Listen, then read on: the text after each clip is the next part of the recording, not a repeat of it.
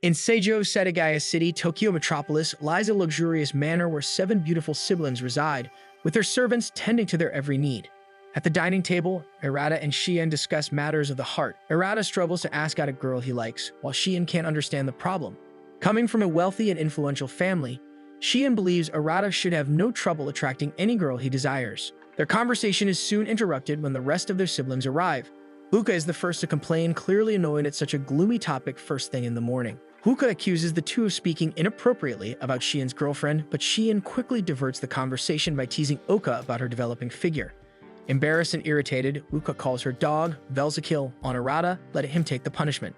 The other sisters watch with amusement, playfully accusing Arata of being a pervert even towards them.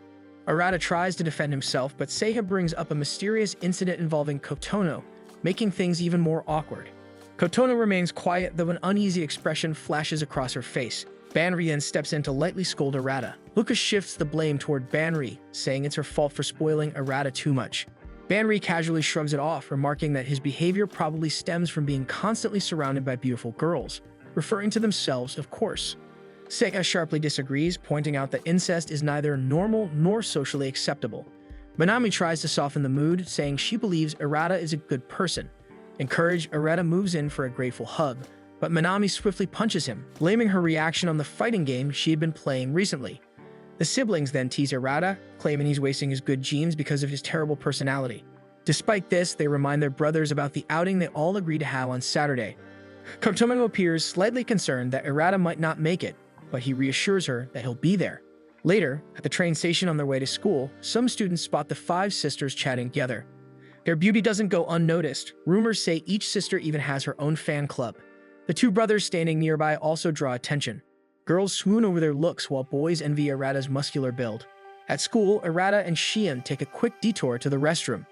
There, Arata confides that it feels strange when people openly say they envy how the siblings live together. According to him, outsiders have no idea what it's really like. Living with 5 sisters means everything and everyone is biased in their favor.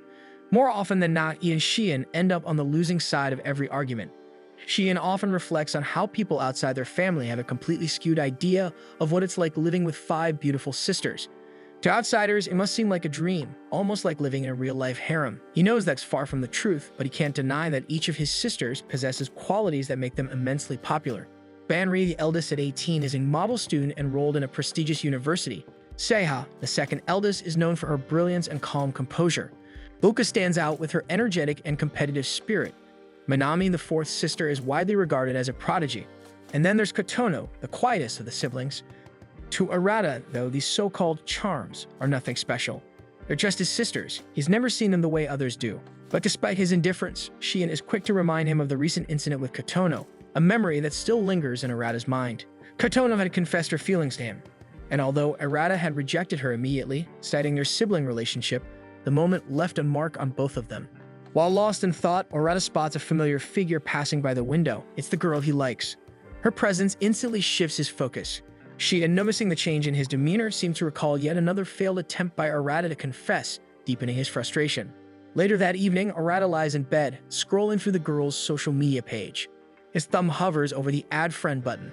The fear of rejection and Shion's earlier remarks weigh heavily on him, and in the end, he decides against sending the request. Huka interrupts his thoughts, barging into his room to borrow his notes. While flipping through his notebook, she expresses genuine surprise at how neat and well-organized his handwriting is. Arata, however, becomes distracted by her outfit, more revealing than usual, and can't help but notice.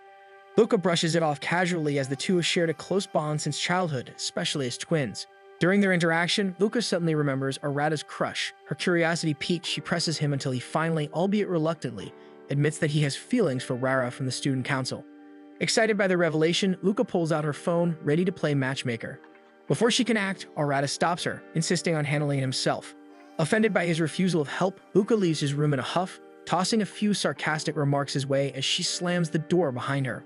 Elsewhere in the house, Kotono sits on her bed, grasping a family photo. Her gaze lingers on Arata's image, her expression unreadable. One quiet afternoon, as school ends, Arata walks alone, deep in thought, as he wonders what life might have been like if he weren't a part of the Shienji family. If he were someone else's son, maybe things would have been simpler, less chaotic, less emotionally tangled. As he walks further ahead on his usual path home, he spots Rara, the girl he secretly likes, running up to another guy. She's smiling brightly, her expression glowing with excitement.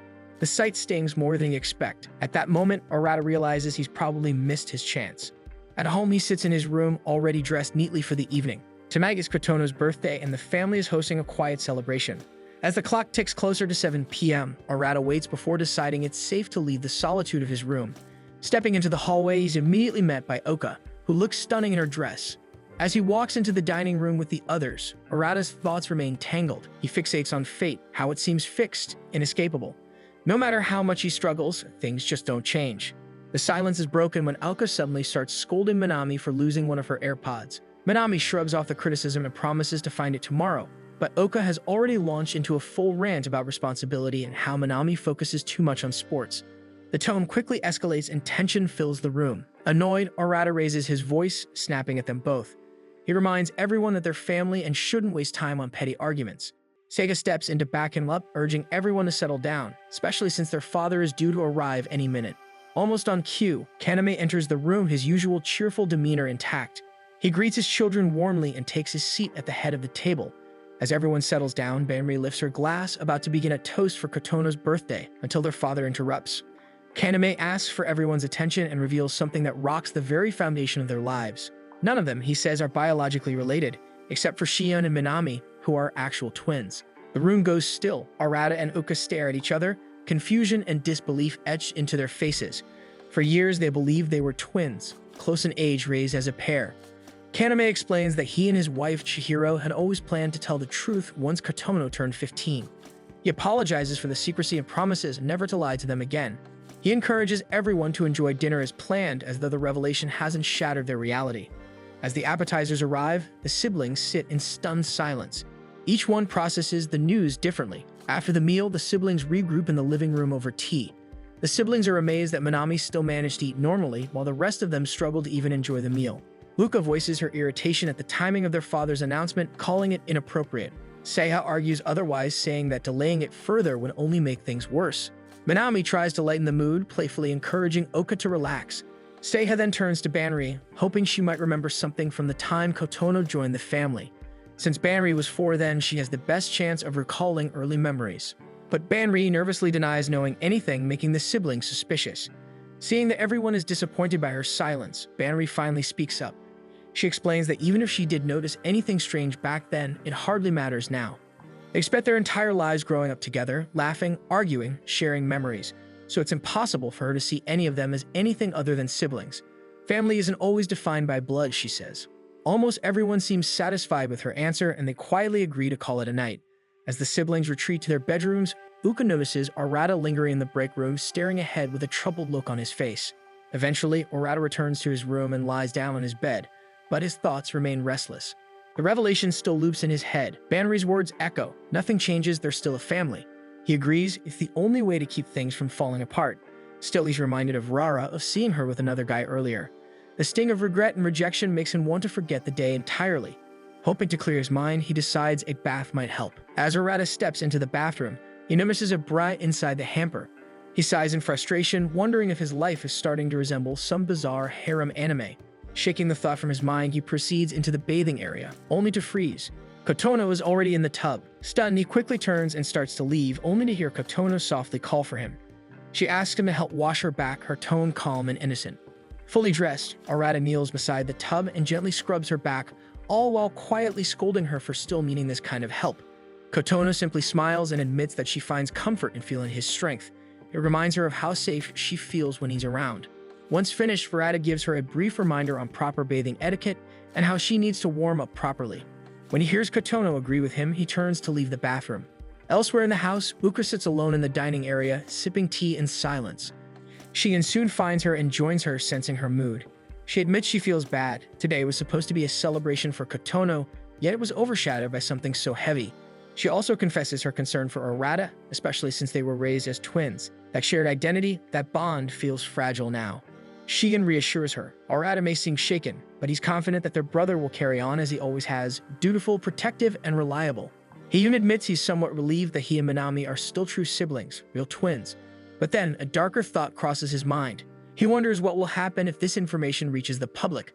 How will it affect their family's reputation and their public image? He also wonders if this opens the door for sibling marriage.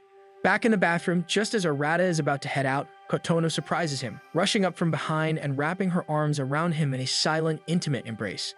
Arata is frozen in shock as Kotono suddenly stands and wraps her arms around him from behind.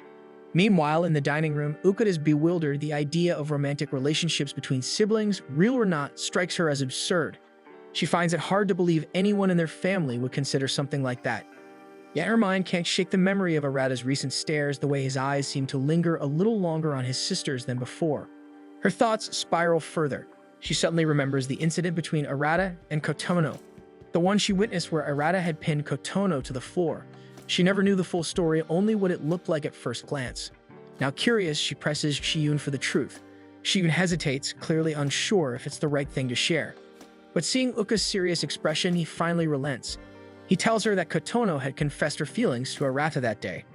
The scene Uka witnessed happened because Kotono had lunged forward to hug him and Arata, caught off guard, tried to stop her.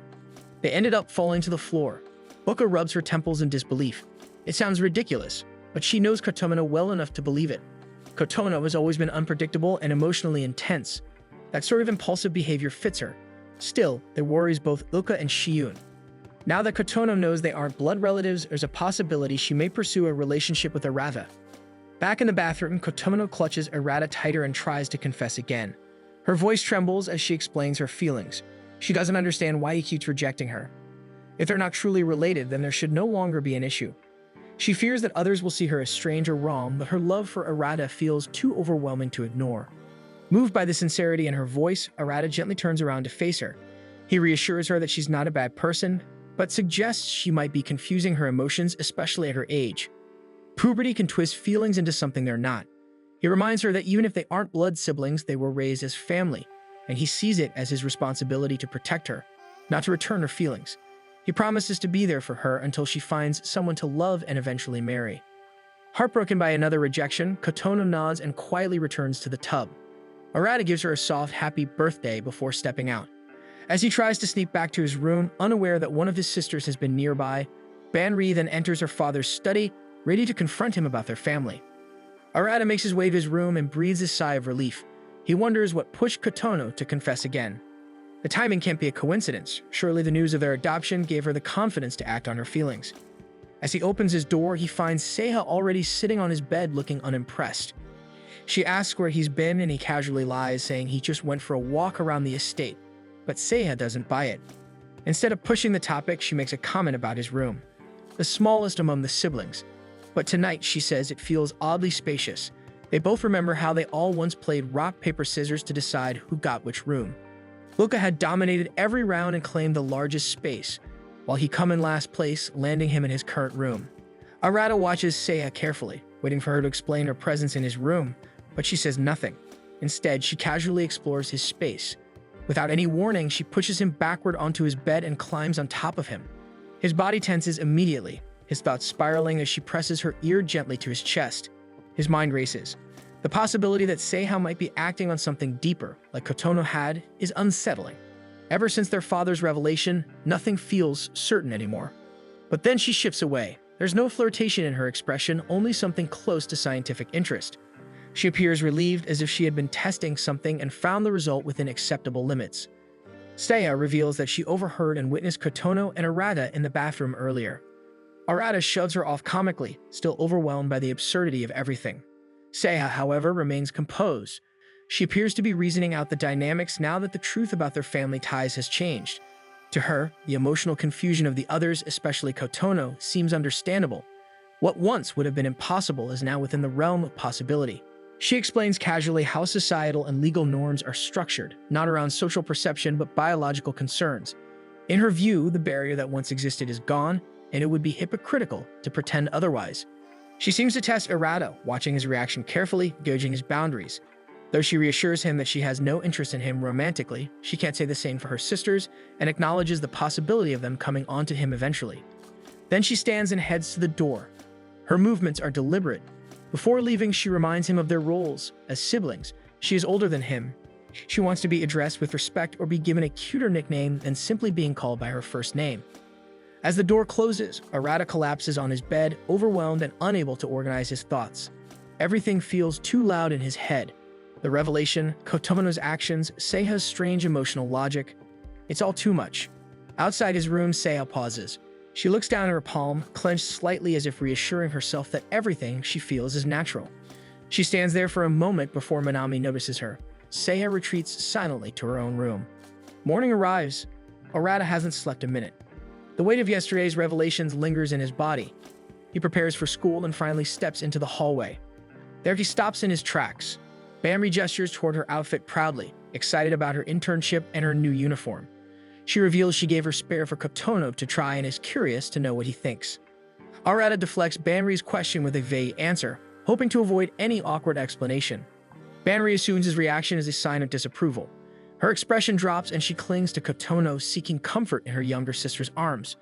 Arata watches her and makes an attempt to reassure her that her new uniform is nice, but also reminds her of the time. The school day is about to begin.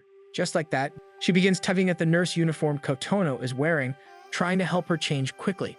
The high school-aged siblings walk together towards school, the girls naturally forming their own little group ahead, while Arata and Shiyun lag behind. As they pass by clusters of students, a few nearby boys murmur with obvious admiration, their eyes trailing the girls. His gaze lingers for a moment on the group ahead. Despite everything that happened, the girls appear unbothered, their usual energy and confidence intact. Shiyun appears to reflect on this, silently wondering what would happen if their family's secret became public knowledge. Arata, however, quickly tells him to lower his voice, clearly not wanting rumors to begin. The day unfolds without any disruptions. Classes run smoothly. No one mentions the previous night's announcement.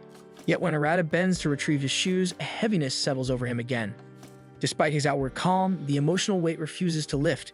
Kotono had made her feelings known and Seiha had shown unusual vulnerability. There must be something stirring beneath the surface. Minami appears beside him, apparently done for the day due to canceled club activities. He watches her for a moment. Among all of them, Minami seems the least affected. Always energetic, always cheerful. Arata merely shakes his head and continues walking toward the school's exit. Minami keeps pace with him, the conversation light as he offers vague praise for her athletic achievements. As they step out of the building, they are suddenly surrounded. A group of girls rushes toward them, though their attention is completely focused on Minami. They huddle around her, excitedly asking for photos, complimenting her appearance and buzzing with admiration. Arata stands just outside the circle, entirely ignored. Once the group disperses, he finally processes the situation. He hadn't realized just how popular Minami had become. She explains that a photo of her in a male school uniform had recently gone viral, earning her a cult following of sorts. Arata can't help but feel a little downcast. He wonders how Minami can attract so much attention without trying while he struggles to get the attention of his own crush. He pushes the thought aside and shifts his focus, asking her about her plans now that she's free for the afternoon. Minami finally admits with a nervous laugh that the reason she had no club activities today was because she failed her recent aptitude exam. As a result, the school placed her on academic probation, requiring her to skip club until her grades improved. Despite her usual cheerful exterior, it's clear the news weighs heavily on her. Seeing how disappointed she is, Arata offers to tutor her for the afternoon. Instead of heading home, they make a detour to a nearby karaoke place and rent a private room. The booth offers a sense of freedom and isolation, a place to focus without too many distractions. At least that's the plan. They start strong with Arata walking Minami through the review sheets and quizzes. However, her attention quickly strays, especially when the karaoke songbook catches her eye. After a while, he quizzes her on what they've gone through. To his surprise and frustration, she manages to get nearly every answer wrong. Suddenly, the karaoke machine begins playing one of Minami's favorite songs. Without hesitation, she jumps up and grabs the mic, already halfway through the intro before he can protest. Arata wants to stop her, but he pauses when he hears the lyrics. The song humorously details a girl who only wants to play tennis and avoid studying altogether. It's so fitting to their current situation that he bursts into laughter. In that moment, he gives up on tutoring for the day. Watching Minami sing with all her energy, he chooses instead to enjoy the moment. After the session, they head toward the counter to settle their bill. As they reach the front, Arata spots Lala with her boyfriend in the lobby. His posture stiffens immediately, and he ducks away.